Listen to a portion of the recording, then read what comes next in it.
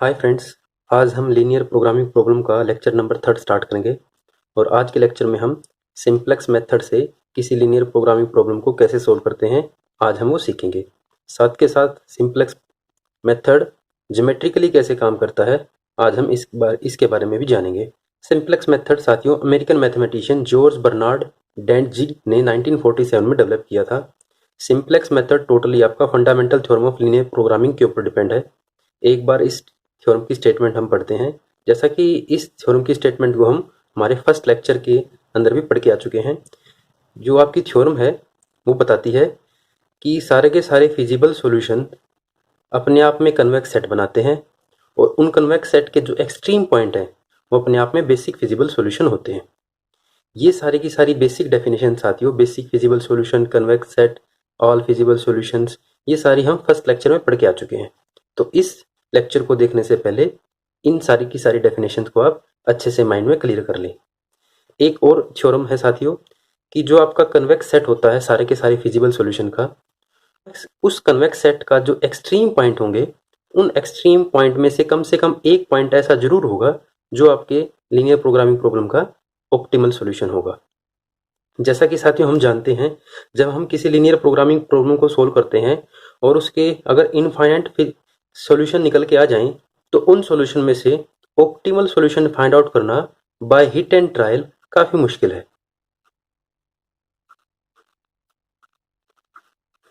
और अगर आपकी लीनियर प्रोग्रामिंग प्रॉब्लम में दो से ज़्यादा वेरिएबल हों तो उसे ग्राफिकल्स से भी सोल्व करना काफ़ी मुश्किल है।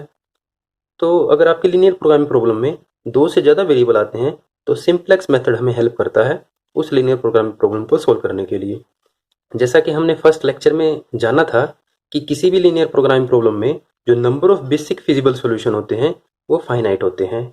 तो इसी कंसेप्ट को ध्यान में रखते हुए आपका सिंप्लेक्स मेथड वर्क करता है। जैसा कि fundamental theorem of linear programming ने बताया कि सारे के सारे फिजिबल सॉल्यूशन का जो सेट है वो कन्वेक्स सेट बनता है। मैंने यहाँ पर एक कन्वेक्स सेट बनाया है, कन्वेक्स फिगर बनाई है। ये 3D है साथियों, ये एक फुटबॉल की तरह है। जो बेसिक वे है जिस पर आपका सिंप्लेक्स मेथड वर्क करता है, हम किसी आर्बिट्रेरी एंड पॉइंट को हम चेक करते हैं कि वो आपका ऑप्टिमल सॉल्यूशन होगा या नहीं होगा। अगर वो ऑप्टिमल सॉल्यूशन हो जाता है तो ठीक है, नहीं तो हम इसके कोरस्पोंड, इसके नज़दीक जो वर्टेक्स है उसको चेक करते हैं, क्योंकि हम जानते हैं इस थ्योरम की हेल्प से कि जो एक्सट्रीम पॉइंट होते हैं उन्हीं में से कोई ना कोई एक पॉइंट आपका ऑप्टिमल सॉल्यूशन होगा। इसीलिए हम साथियों सिंप्लेक्स मेथड के अंदर इटरेशन करते हैं।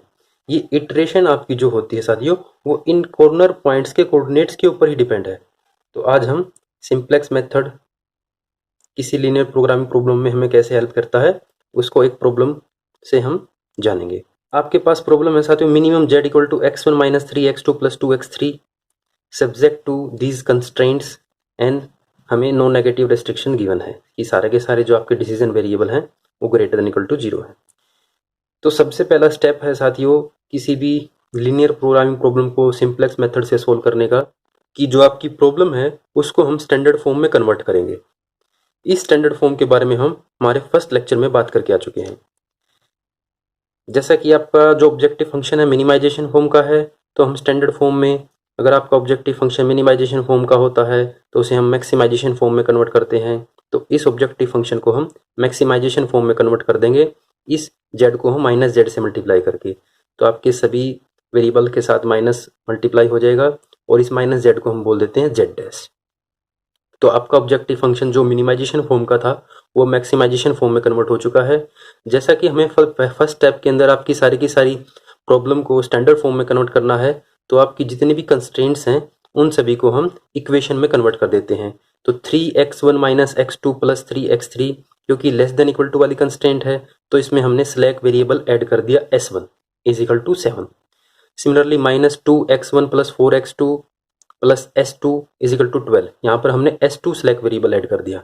सिमिलरली हमने थर्ड जो आपकी कंस्ट्रेंट है उसको इक्वेशन में कन्वर्ट करने के लिए हमने S3 आपका जो है स्लैक वेरिएबल ऐड कर दिया, और इन स्लैक वेरिएबल को 0 से मल्टीप्लाई करके हमने जो आपका ऑब्जेक्टिव फंक्शन था उसमें भी लिख दिया। तो यहाँ तक आपकी साथियों जो आपकी लीनियर प्रोग्रामिंग प्रॉब्लम है उसकी स्टैंडर्ड फॉर्म बन के आ चुकी है। तो सिंप्लेक्स मेथड से किसी भी लीनियर प्रोग्रामिंग प्रॉब्लम को सोल्व करने के लिए सबसे पहला स्टेप है उसे स्टैंडर्ड फॉर्म में लिख देना। स्टेप सेकंड है साथियों कि हम हमारी लीनियर प्रोग्रामिंग प्रॉब्लम का स्टैंडर्ड फॉर्म में कन्वर्ट करने के बाद उसका initial basic feasible solution find out करते हैं। जैसा कि आपके पास इक्वेशन तो आपके पास 3 है साथियों, और जो वेरिएबल हैं वो वेरिएबल हैं 6 वेरिएबल हैं, x1 x2 x3 s1 s2 s3 6 variable हैं। तो जैसा कि मैंने आपको फर्स्ट लेक्चर में बताया है कि यहाँ पर m की वैल्यू 3 है, n की वैल्यू 3 है, तो यानी कि m होता है आपकी number of equation, m plus n हो गया साथियों आपका 6। तो basic feasible solution find out करने के लिए हमें 3 वेरिएबल के अंदर 3 ही इक्वेशन चाहिए, तो हमें किन्हीं 3 वेरिएबल की वैल्यू को 0 एज्यूम करना पड़ेगा। तो हमने x1 x2 और x3 जो आपके डिसीजन वेरिएबल थे उन्हीं को हमने 0 वैल्यू एज्यूम कर ली, और बाकी बचे हुए वेरिएबल के लिए हमने इन इक्वेशन को सोल्व किया। जब आप x1 x2 x3 की वैल्यू को आपकी फर्स्ट इक्वेशन के अंदर अगर 0 पुट करोगे तो s1 की वैल्यू आ जाएगी साथियों 7। सिमिलरली जब इसके अंदर पुट करोगे तो s2 की वैल्यू आ जाएगी 12 और s3 की वैल्यू आ जाएगी 10। तो इन 3 वेरिएबल को हम साथियों बोलते हैं बेसिक वेरिएबल्स, क्योंकि हमने जो इक्वेशन सोल्व की है और वो हमने हमारे किन्हीं 3 वेरिएबल को 0 जूम करके इन इक्वेशन को सोल्व करके हमें इन 3 वेरिएबल्स की वैल्यू फाइंड आउट करी है, तो इनको हम बोलते हैं बेसिक वेरिएबल्स। और जिनकी वैल्यू 0 जूम की है उनको बोलते हैं हम non basic variables. First lecture में साथियों मैंने आपको ये भी बताया था कि हम आर्बिट्रेरी रैंडमली किसी भी वेरिएबल की 0 वैल्यू को जूम नहीं कर सकते। हमें इस बात का भी ध्यान रखना होता है कि जिनकी वैल्यू 0 जूम की है, 0 जूम करने के बाद जो बचे हुए वेरिएबल हैं उनके कोरोस्पोंडिंग अगर हम डिटरमिनेंट बनाएं तो आपका डिटरमिनेंट नॉन जीरो होना चाहिए। तो आप इसकी डिटरमिनेंट को चेक कर सकते हो। इसके कोफिशिएंट है यहाँ पर आपका, जैसा फर्स्ट इक्वेशन में जो कोफिशिएंट है ये तो सारे के सारे 0 हो चुके हैं। फर्स्ट इक्वेशन में आपका कोफिशिएंट है x1 का 1, और से यहाँ पर तो कोफिशिएंट है ही नहीं s1 का, ना तो इस इक्वेशन में है ना इसमें है। सिमिलरली दूसरी इक्वेशन में तो s2 का कोफिशिएंट है, यहाँ पर आपकी फर्स्ट इक्वेशन के अंदर 0, सेकंड में 1 है, यहाँ पर 0। तो आपका ये जो डिटरमिनेंट बन के आएगा आइडेंटिटी मैट्रिक्स आ गया। तो इसका मतलब जो हमने चूज किए हैं x1 x2 x3 को वैल्यू 0, वो हमने ठीक चूज किया है।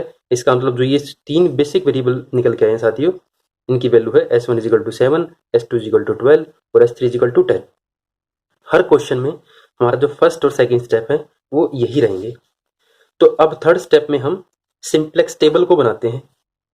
सिंप्लेक्स टेबल कैसे बनेगी, उसके लिए सबसे पहला कॉलम है बेसिक वेरिएबल्स का कॉलम। जैसा कि अभी अभी हमने फाइंड आउट किया है s1 s2 और s3 हमारे 3 बेसिक वेरिएबल हैं, तो उन सिंबल्स के यहाँ पर उन वेरिएबल्स के हमने नाम लिख दिए s1 s2 s3। cb जो आपका कॉलम है वो शो करता है कि बेसिक वेरिएबल जो अभी आपके बेसिक वेरिएबल बने हैं उनका ऑब्जेक्टिव फंक्शन के अंदर क्या कोफिशिएंट है। सी से कोफिशिएंट ऑफ बेसिक वेरिएबल, और जैसा कि हमने जो हमारा ऑब्जेक्टिव फंक्शन बनाया था उसके अंदर s1 और s2 और s3 के कोफिशिएंट जो हैं सारे के सारे 0 हैं। तो सी भी आपका coefficient of basic variable. X भी डिनोट करता है साथियों वैल्यू ऑफ बेसिक वेरिएबल। अभी अभी हमने s1 s2 s3 की वैल्यू फाइंड आउट की थी। s1 की 7 थी, s2 की 12 थी, s3 की 10 थी। हमने सारी की सारी वैल्यूज पुट कर दी। उसके बाद हमने जो इस मेन पार्ट को बोलते हैं बॉडी ऑफ सिंप्लेक्स टेबल, इसके अंदर सभी वेरिएबल्स को लिख दिया है x1 x2 x3 s1 s2 s3। जैसा कि फर्स्ट आपकी इक्वेशन थी उसमें x1 का कोफिशिएंट था 3, x2 का कोफिशिएंट था -1 और x3 का कोफिशिएंट था 3, 3 - 1 3, और s1 का कोफिशिएंट था 1 और s2 और s3 का कोफिशिएंट 0 0 था। सिमिलरली जो सेकंड आपकी इक्वेशन है उसके कोरस्पोंडिंग x1 का कोफिशिएंट है -2, x2 का कोफिशिएंट है 4, x3 का कोफिशिएंट है 0, s1 है नहीं उसका कोफिशिएंट भी 0, s2 का कोफिशिएंट 1 और आपका s3 का कोफिशिएंट 0। सिमिलरली आप थर्ड के कोरस्पोंडिंग भी आप सारे के सारे इन वेरिएबल्स की कोफिशिएंट को लिख सकते हो। तो हमने साथियों थर्ड स्टेप के अंदर सिंप्लेक्स टेबल बनाई है, और लास्ट कॉलम होता है मिनिमम रेशियो का। इसके बारे में थोड़ी देर में बात करेंगे साथियों। एक और बात, जो हमने इस टेबल के टॉप पर हमने सीजे लिखा है साथियों। सीजे है कि आपके इन वेरिएबल्स की ऑब्जेक्टिव फंक्शन के अंदर कोफिशिएंट। तो ऑब्जेक्टिव फंक्शन के अंदर आपका x1 का कोफिशिएंट है -1, x2 का कोफिशिएंट है 3, x3 का कोफिशिएंट है -2 और s1 s2 s3 के कोफिशिएंट है 0। तो अब हम कैलकुलेट करते हैं साथियों ZJ। ZJ है आपका जो आपका CB वाला कॉलम है, उसको हम x1 column, x2 column in सभी के साथ मल्टीप्लाई कर देंगे। 0 की मल्टीप्लाई 3 के साथ 0, प्लस 0 मल्टीप्लाई -2, प्लस 0 मल्टीप्लाई -4, तो 0। तो CB XJ कैसे कैलकुलेट किया हमने? CB की कॉलम की मल्टीप्लाई x1 कॉलम के साथ मल्टीप्लाई की, और जो आपका ये Z1 कैलकुलेट होके आ गया। सिमिलरली जब आप इसके साथ मल्टीप्लाई करोगे तो यहाँ पर भी 0 आएगा, क्योंकि आपकी CB की सारी जो CB कॉलम के अंदर सारी की सारी एंट्री अब 0 है, तो ये भी 0 0 0। ये आपका साथियों CB XJ कैलकुलेट होके आ चुका है। नेक्स्ट हम कैलकुलेट करते हैं ZJ माइनस CJ। Z जो अभी हमने कैलकुलेट किया है, जैसे ये आपका Z1 है, ये आपका Z1 है, ये आपका Z2 है, ये Z3 है, ये Z4 है, ये Z5 है, Z6 है। जनरली आपका ये C1 है, ये C2 है, ये C3 है, ये C4 है, ये C5 है, ये 6 है। तो अब हमें कैलकुलेट करना है डेल्टा J। इसको हम बोलते हैं नेट इवैल्यूएशन।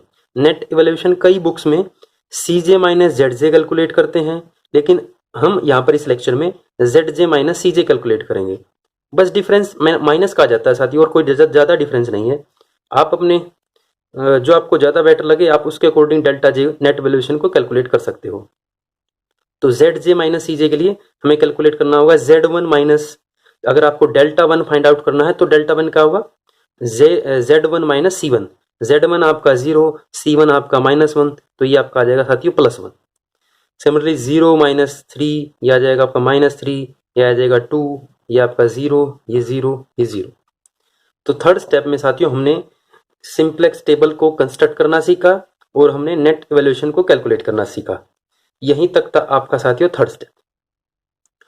फोर्थ स्टेप को अप्लाई करने से पहले जो नोट लिखा हुआ है, इस नोट में क्योंकि हमने ZJ कैलकुलेट किया है, एक बार हम इन वेरिएबल के कोरिस्पॉन्डिंग जो हमारा ऑब्जेक्टिव फंक्शन है Z डैश, उसकी वैल्यू और काउंट करते हैं। उसकी वैल्यू काउंट करने के लिए, Z डैश की वैल्यू निकालने के लिए हमें x1, x2, x3 और s1 इनकी वैल्यूज का पता होना चाहिए। इसलिए मैंने साथियों नोट लिखा है कि it should be remembered that value of non basic variable are always 0 at each iteration. यहाँ पर जैसे कि आपकी बेसिक वेरिएबल है फर्स्ट, इसको ये आपका फर्स्ट इटरेशन है। यहाँ पर आपके जो बेसिक वेरिएबल हैं वो हैं साथियों s1, s2, s3। तो जो बच गए x1, x2, s3 वो हैं आपके नॉन बेसिक वेरिएबल। तो हर इटरेशन के अंदर बेसिक वेरिएबल को छोड़कर जो बचे हुए वेरिएबल हैं यानी कि नॉन बेसिक वेरिएबल, उनकी वैल्यू को हम 0 अज्यूम करेंगे। तो Z डैश को अगर आप कैलकुलेट करोगे, क्योंकि x1, x2, x3 सभी की वैल्यूज क्या हैं? 0, तो यहाँ पर आप उन सभी की वैल्यू 0 पुट करोगे तो अभी आपके जो Z डैश की वैल्यू निकल के आई है वो साथियों इस इटरेशन के बाद वो 0 आई है। यानी कि जैसा कि मैंने आपको स्टार्टिंग में बताया कि हमने एक कॉर्नर से स्टार्ट किया है इटरेशन करना।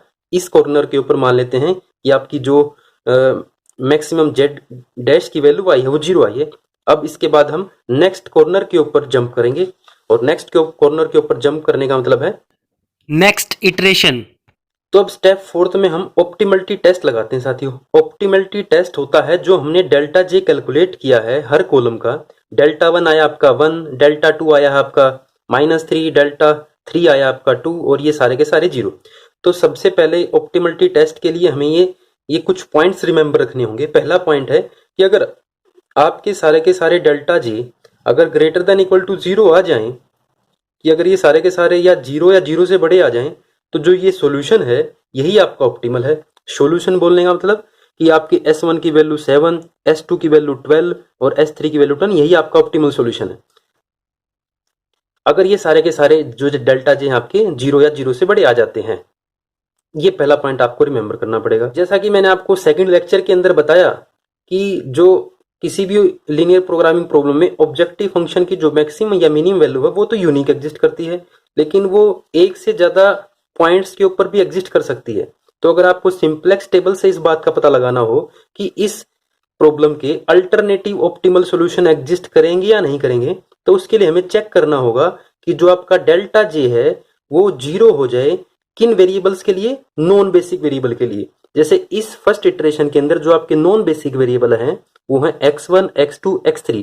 अगर आपका delta J in non basic variable के लिए अगर 0 हो जाता है किसी भी नॉन बेसिक वेरिएबल के लिए, तीनों में से किसी एक के लिए भी, तो आपका जो इस लीनियर प्रोग्रामिंग प्रॉब्लम का एक से ज्यादा ऑप्टिमल सॉल्यूशन एग्जिस्ट कर सकते हैं, मतलब कि एक से ज्यादा पॉइंट मिल सकते हैं जिसके ऊपर ऑप्टिमल सॉल्यूशन होगा। तो सेकंड पॉइंट है, काफी इंपॉर्टेंट पॉइंट है साथियों ये, if at least one of the delta J is negative, कि अगर इन डेल्टा जे में से अगर कोई एक भी अगर नेगेटिव होगा तो जो सॉल्यूशन अंडर टेस्ट है इज नॉट ऑप्टिमल। जो हमने अभी अभी S1 S2 S3 की वैल्यू निकाली है, क्योंकि हमें जो हमारा डेल्टा 2 है वो नेगेटिव है, तो इसका मतलब जो अभी अभी हमने सॉल्यूशन निकाला है S1 की वैल्यू 7, S2 की 12, S3 की 10, ये आपका सॉल्यूशन अभी ऑप्टिमल नहीं है। इसका मतलब हमें इसमें और इंप्रूवमेंट करनी पड़ेगी। तो इंप्रूवमेंट कब करनी है, जब आपका कोई डेल्टा जे में कोई ना कोई एक टर्म आपकी क्या रह जाए, नेगेटिव रह जाए। अगर सारी की सारी क्वांटिटी आपकी 0 या 0 से बड़ी आ जाए तो वही आपका सॉल्यूशन क्या है, ऑप्टिमल। एक बात को और पढ़ते हैं साथियों, पहले ये स्टार कि यूनिक ऑप्टिमल सॉल्यूशन कब मिलेगा। जैसे मैंने अभी अभी आपको बताया कि अल्टरनेटिव ऑप्टिमल सॉल्यूशन तो तब मिलेगा जब किसी नॉन बेसिक वेरिएबल के कोरस्पॉन्डिंग आपका डेल्टा जे क्या आ जाए, 0। लेकिन अगर किसी नॉन बेसिक वेरिएबल के कोरस्पॉन्डिंग डेल्टा जे अगर आपका 0 से बड़ा हो यानी पॉजिटिव हो, तो आपकी लीनियर प्रोग्रामिंग प्रॉब्लम का ऑप्टिमल सॉल्यूशन एग्जिस्ट करेगा। काफी इंपॉर्टेंट पॉइंट है सिंप्लेक्स मेथड को देखते हुए साथियों। ग्राफिकल मेथड में तो unique optimal solution find out करना बिल्कुल आसान है, लेकिन सिंप्लेक्स मेथड में हमें कैसे पता चलेगा कि आपके simplex method linear programming problem का ऑप्टिमल सॉल्यूशन होगा या नहीं होगा, ये पॉइंट आपको इस बात की जानकारी देता है। तो अब साथियों हम थर्ड स्टेप, जो आपका थर्ड पॉइंट है ऑप्टिमलिटी टेस्ट के लिए, उसको पढ़ते हैं। If corresponding to any negative delta J all elements of the column X J are negative और 0, then the solution under test will be unbounded. इस बात का मतलब है साथियों, किसी एक्स जे के कोरस्पॉन्डिंग जो हमने डेल्टा जे निकाला है, और डेल्टा जे में अगर कोई टर्म आपकी नेगेटिव है, जैसे ये -3 नेगेटिव था यहाँ पर, ये यहाँ पर आपका नेगेटिव था, तो इस कॉलम में जाते हैं। अगर x2 कॉलम में सारी की सारी एंट्रीज या तो 0 हो या 0 से अगर कम हो, तो इस लीनियर प्रोग्रामिंग प्रॉब्लम का जो सॉल्यूशन होगा साथियों वो अनबाउंडेड होगा। थर्ड स्टेप हमें किसी लीनियर प्रोग्रामिंग प्रॉब्लम में अनबाउंडेड सॉल्यूशन कब होगा इसकी जानकारी देता है। उम्मीद है साथियों आपको स्टेप फोर्थ समझ में आया होगा। जैसे कि स्टेप फोर्थ के अंदर हमारा जो डेल्टा जे है उसके अंदर एक आपका जो वैल्यू है नेगेटिव आई है, इसका मतलब अभी जो हमारा सॉल्यूशन निकल के आया है वो ऑप्टिमल नहीं है, तो इसको हम इम्प्रूव करने की कोशिश करते हैं। इम्प्रूव करने के लिए जो हमारा स्टेप 5 है उसके अंदर हम इनकमिंग वेक्टर और आउटगोइंग वेक्टर का पता लगाएंगे। इनकमिंग वेक्टर का पता लगाने के लिए हमें डिसाइड करना है कि जो हमने डेल्टा जे नेट इवैल्यूएशन निकाला है उन सभी में से सबसे बड़ी नेगेटिव वाली वैल्यू को हमें सिलेक्ट कर लेना है। जैसे यहाँ पर तो एक ही नेगेटिव वैल्यू है, तो हमने -3 को सिलेक्ट कर लिया। एक क्वेश्चन माइंड में उठ सकता है कि अगर दो वैल्यू ऐसी होती जिनकी अगर यहाँ पर भी -3 होता, यहाँ पर भी -3 होता, तो हम किसको चूज करते। तो साथियों आप किसी भी आर्बिट्ररी वेरिएबल को चूज कर सकते हो, किसी भी आर्बिट्ररी नेट इवैल्यूएशन को चूज कर सकते हो। तो जैसा कि यहाँ पर तो अभी एक ही डेल्टा जे नेगेटिव है -3, तो हमने इस वाले कॉलम को चूज कर लिया है और इसके ऊपर हमने एरो लगा दी है। इस बात का मतलब है कि अब जो x2 है वो हमारा नॉन बेसिक वेरिएबल से बेसिक वेरिएबल बनने जा रहा है।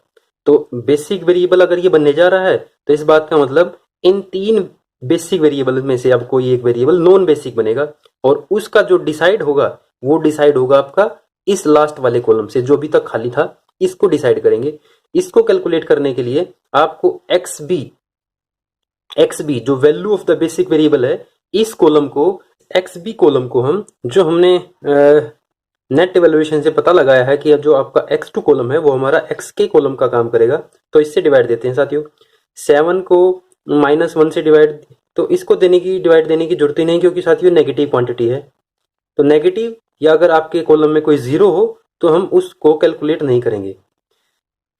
12 को 4 से डिवाइड दिया तो आपका मिनिमम रेशो आया 3, और 10 को 3 से डिवाइड दिया तो आपका जो रेशो आया वो आया साथियों 10/3। तो अब इस कॉलम में हमें मिनिमम रेशो को सिलेक्ट करना है कि किस रो के कोरस्पॉन्डिंग आपकी मिनिमम रेशो है। जैसे ये रेशो आपकी 3 है, ये 3 पॉइंट समथिंग होगी, तो जो आपकी मिनिमम रेशो है साथियों वो S2 के कोरस्पॉन्डिंग है। तो हमने इसके बाद का मतलब है कि इस रो को सिलेक्ट कर लिया है, इस रो के जो सामने आपका बेसिक वेरिएबल वो है S2। इसका मतलब जो हम नेक्स्ट इटरेशन करेंगे उसके अंदर आपका जो S2 है वो आपका नॉन बेसिक वेरिएबल बन जाएगा। और जो आपका ये की कॉलम, इसको हम बोलते हैं की कॉलम, ये होती है साथियों आपकी की रो। जहां पर आपके ये की कॉलम और की रो आपस में इंटरसेक्ट करते हैं उसको हम बोलते हैं की एलिमेंट। तो फर्स्ट इटरेशन के अंदर आपका 4 की एलिमेंट है। उम्मीद है साथियों आपको थर्ड स्टेप और फोर्थ स्टेप अच्छे से समझ में आया है। और फिफ्थ स्टेप में हमने एंटरिंग वेरिएबल और आउटगोइंग वेरिएबल का भी फाइंड आउट करना सीख लिया कि उसको कैसे फाइंड आउट करते हैं। जैसे फोर्थ स्टेप में हमारा जो इनकमिंग वेरिएबल है वो है x2 और जो आपका आउटगोइंग वेरिएबल है वो साथियों कितना है S2। ठीक है साथियों, फिर हम दोबारा से फिर से हम सिंप्लेक्स टेबल बनाते हैं। तो अब सिंप्लेक्स टेबल बनाते वक्त हमारे जो बेसिक वेरिएबल होंगे साथियों वो कौन कौन से होंगे, S1 x2 और S3, S1 x2 और S3। और इनके कोफिशिएंट क्या क्या हैं, S1 का तो कोफिशिएंट ऑब्जेक्टिव फंक्शन के अंदर 0 ही है, x2 का कोफिशिएंट है कितना 3 और S3 का कोफिशिएंट है 0। अब हमें साथियों वैल्यू फाइंड आउट करनी है। इस वैल्यू को फाइंड आउट करने के लिए हम सबसे पहले हमारी सिंप्लेक्स टेबल की जो बॉडी है इसको कैलकुलेट करेंगे। इसको कैलकुलेट करने के लिए जो आपका की एलिमेंट है साथियों, इस की एलिमेंट को हमने 1 बनाना है। इस की एलिमेंट यानी कि जो आपकी सेकंड रो है इसको 1 बनाने के लिए हम इस सेकंड रो के ऊपर ऑपरेशन लगाते हैं। R2 के ऊपर हमने ऑपरेशन लगाई 1/4 R2, मतलब R2 को हमने 1/4 से मल्टीप्लाई कर दिया। तो जब आप पूरी R2 को 1/4 से मल्टीप्लाई करोगे तो XB से लेकर S3 तक ये सारी की सारी ऑपरेशन लगेगी। तो यहाँ पर आपका साथियों इस 12 को आपने 4 से डिवाइड दिया तो यहाँ पर आ जाएगा 3, यहाँ पर हो जाएगा आपका -1/2, ये हो जाएगा आपका 1, ये 0, ये 0, ये आपका 1/4 और साथियों ये कितना हो जाएगा 0। क्योंकि आपका x2 बेसिक वेरिएबल बन चुका है तो बेसिक वेरिएबल के लिए जो हमें बात ध्यान में रखनी होती है साथियों वो कौन सी बात थी कि इनके कोरस्पोंडिंग अगर हम डिटरमिनेंट बनाएं तो हमारा डिटरमिनेंट क्या बन जाए, नॉन जीरो बन जाए। तो अब हमें इस 1 से जो आपका की एलिमेंट है, जैसे ही हमने इसको 1 बनाया तो इस 1 के ऊपर और इस 1 के नीचे दोनों तरफ हमें सुटेबल रो ऑपरेशन लगाकर इसको 0 बनाना होगा। तो जैसे कि आपका जो R2 जैसे कि हमें अब इस -1 को 0 बनाना है तो हम R1 में चेंज करते हैं R1 प्लस R2, क्योंकि अगर आप R1 में चेंज करते हो R1 में अब अगर R2 अब हमारी साथियों ये है, ये नहीं है, अब R2 हमारी ये है। अगर R1 में अगर आप R2 को ऐड करते हो तो यहाँ पर आ जाएगा साथियों 0, यहाँ पर आ जाएगा साथियों आपका 3, यहाँ पर आ जाएगा साथियों 1, यहाँ पर आ जाएगा साथियों 1/4 और यहाँ पर आ जाएगा साथियों 0 और यहाँ पर आ जाएगा आपका 5/2। सिमिलरली हमें 1 के नीचे भी 0 बनाना था तो हमें R3 के अंदर चेंज करना पड़ेगा। R3 के अंदर चेंज किया R3 माइनस 3R2, तो इस ऑपरेशन से इस 1 के नीचे भी 0 आ जाएगा, 3 माइनस 3 0 और जो और एंट्रीज होंगी वो होंगी साथियों -5/2 और ये एंट्री इसको कैलकुलेट करना बोल के ये होगी आपकी 10, ये हो जाएगी 0, ये हो जाएगी आपकी साथियों ऑपरेशन जो लगाई हमने ये हो जाएगी 8, ये हो जाएगी 0, ये हो जाएगी -3/4, ये हो जाएगी 1 और ये वाली एंट्री हो जाएगी 1। तो हमारी फिर से साथियों एक नई सिंप्लेक्स टेबल बन के आ चुकी है। जैसा हमने स्टेप 3 अप्लाई किया था अब वही स्टेप इस टेबल के ऊपर इसके ऊपर दोबारा अप्लाई करना है। दोबारा अप्लाई करने के लिए हमें फिर से क्या कैलकुलेट करना पड़ेगा, ZJ। ऊपर जो आपके कोफिशिएंट थे वो तो एज इट इज ही रहेंगे, -1 3 -2 0 0 0। तो ZJ कैलकुलेट करने के लिए हमें CB वाले कॉलम को हर एक कॉलम के साथ मल्टीप्लाई करना है। तो इसी का रोल आएगा 3 का, क्योंकि ये दो वैल्यूज तो आपकी 0 हैं।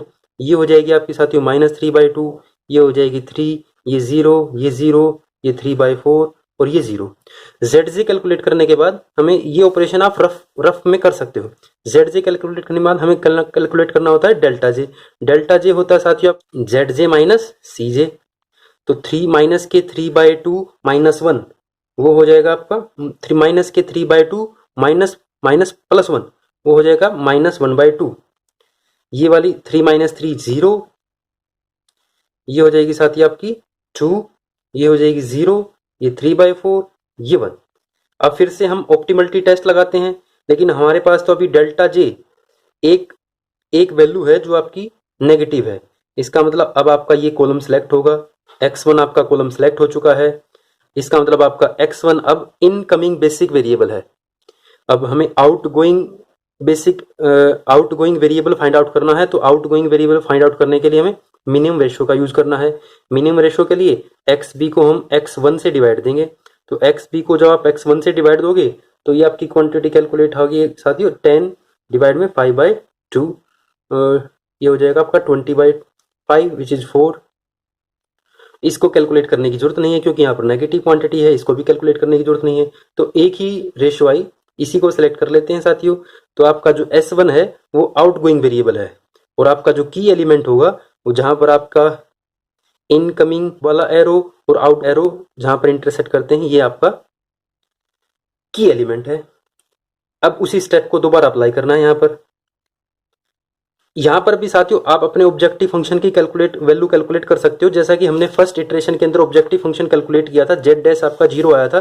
तो यहाँ पर भी अगर जेड डैश की वैल्यू कैलकुलेट करोगे तो यहाँ पर आपका x2 की वैल्यू है 3, x2 की वैल्यू 3 है। तो आपका जो ऑब्जेक्टिव फंक्शन था साथियों -x1 + 3x2 - 2x3, इसके अंदर अगर आप x2 की वैल्यू 3 पुट करते हो, क्योंकि x1 और x3 तो अगर अभी आपके नॉन बेसिक वेरिएबल है तो इनकी वैल्यू 0 होंगी, तो यहाँ पर आपका ऑब्जेक्टिव फंक्शन कैलकुलेट होकर आएगा 9, जेड डैश की वैल्यू जो कैलकुलेट हो गई 9। इसका मतलब हमारा जो ऑब्जेक्टिव फंक्शन की जो वैल्यू है वो अब इंप्रूव हुई है। अब हम नेक्स्ट इटरेशन करते हैं। नेक्स्ट इटरेशन के लिए इस 5/2 को हम किस में कन्वर्ट करेंगे साथियों, 1 में, जो हमारा स्टेप होता है।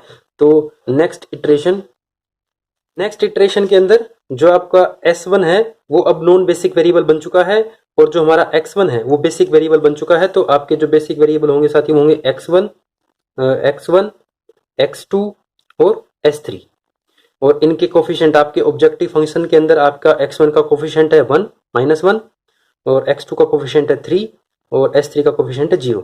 और जैसा कि साथियों हमें इस 5/2 को 1 बनाना है, तो हमें फर्स्ट रो को 2/5 से मल्टीप्लाई करना पड़ेगा। 2/5 से अगर इसको मल्टीप्लाई करते हो तो यहाँ पर आ जाएगा 1, ये हो जाएगा 0, ये हो जाएगा 6/5, ये हो जाएगा 2/5, ये हो जाएगा 1/10, और ये हो जाएगा साथियों 0।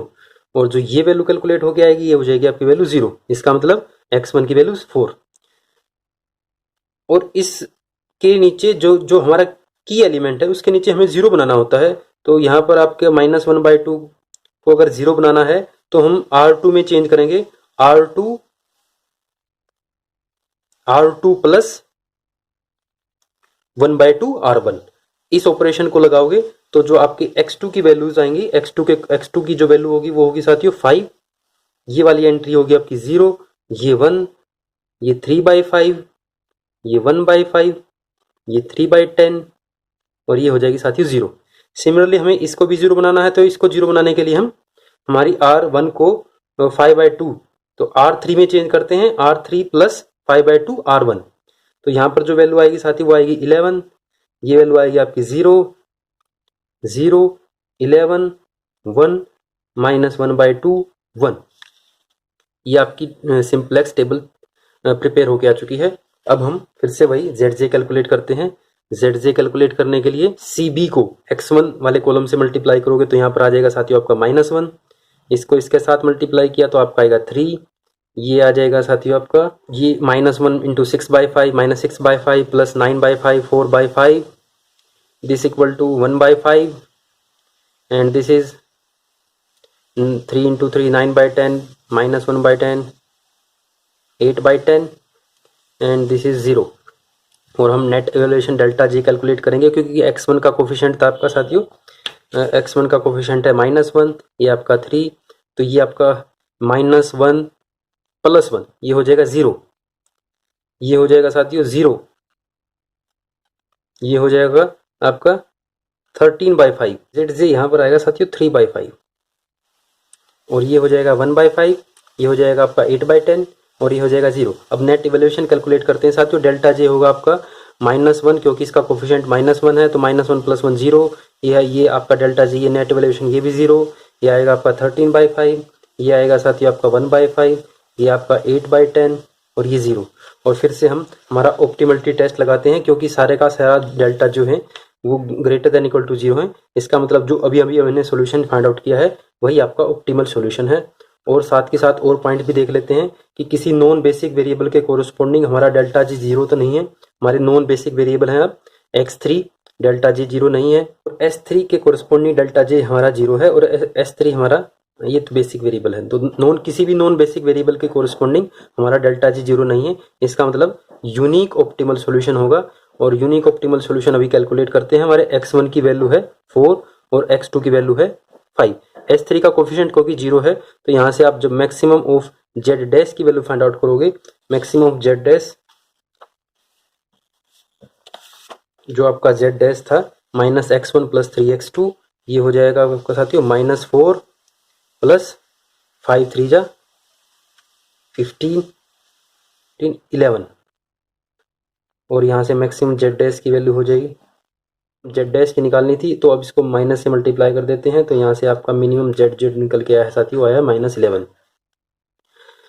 अभी साथियों इस क्वेश्चन में हमने सिंप्लेक्स टेबल से रिलेटेड कुछ ही इंपॉर्टेंट पॉइंट डिस्कस किए हैं। जैसा कि हमने अभी ये डिस्कस नहीं किया है कि अगर आपकी जो रेशो है अगर वो इक्वल आ जाए तो आपको क्या करना है, जनरेसी प्रॉब्लम कहते हैं, उसको हम नेक्स्ट वीडियो में डिस्कस करेंगे। तो साथियों एक बार हम जो सिंप्लेक्स मेथड से किसी भी लीनियर प्रोग्रामिंग को सोल्व करने के लिए जो भी हमने स्टेप्स फॉलो किए हैं, एक बार उन सभी स्टेप्स को इस फ्लो चार्ट से भी देखते हैं। जैसे कि सबसे पहले स्टेप में हमने LPPQ को स्टैंडर्ड फॉर्म में लिखा। सेकंड स्टेप में हमने initial basic feasible solution find out किया। यहीं पर हमने हमारे बेसिक वेरिएबल और non basic variable find out किए। थर्ड स्टेप में हमने सिंप्लेक्स टेबल को कंस्ट्रक्ट किया।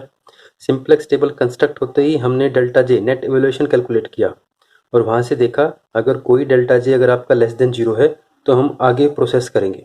अगर कोई भी डेल्टा जे अगर आपका लेस देन 0 नहीं है, इस बात का मतलब अगर सारे के सारे नेट इवैल्यूएशन आपकी ग्रेटर देन इक्वल टू 0 है तो जो सोल्यूशन वहाँ से ऑब्टेन होगा वही आपका ऑप्टिमल होगा। वहीं पर अपने स्टेप को हम वहीं पर अपने प्रोसेस को हम स्टॉप कर देंगे। अगर एक भी डेल्टा जे अगर आपका लेस देन 0 है तो हम जो मिनिमम नेट इवैल्यूएशन है उसको चूज करेंगे। उसके कोरस्पॉन्डिंग जो आपका वेक्टर होगा एक्स के, अगर उस एक्स के वेक्टर में अगर सारे के सारे एलिमेंट अगर नेगेटिव हैं तो आपकी लीनियर प्रोग्रामिंग प्रॉब्लम का सोल्यूशन जो होगा वो अनबाउंडेड होगा। तो हम मिनिमम रेशो फाइंड आउट करेंगे। मिनिमम रेशो फाइंड आउट करने के बाद हम मिनिमम रेशो की हेल्प से हमारे लिविंग वेरिएबल की जो हमारा बेसिक वेरिएबल है अब वो जो नॉन बेसिक बनने जा रहा है उसको फाइंड आउट करेंगे। मिनिमम रेशो और एंटरिंग वेरिएबल इसकी हेल्प से हम की एलिमेंट को फाइंड आउट करेंगे। की एलिमेंट को हम 1 बनाएंगे। 1 बनाने के साथ साथ हम की एलिमेंट हेल्प से एक नई सिंप्लेक्स टेबल बनाएंगे और फिर से हम उसी नेट इवैल्यूएशन को कैलकुलेट करेंगे। ये प्रोसेस आपका यूं ही रिपीट होता रहेगा जब तक हम ऑप्टिमल सोल्यूशन को ऑब्टेन नहीं कर सकते, ऑप्टिमल सोल्यूशन को ऑब्टेन नहीं कर लेते। उम्मीद है साथियों आपको ये लेक्चर समझ में आएगा। Thank you.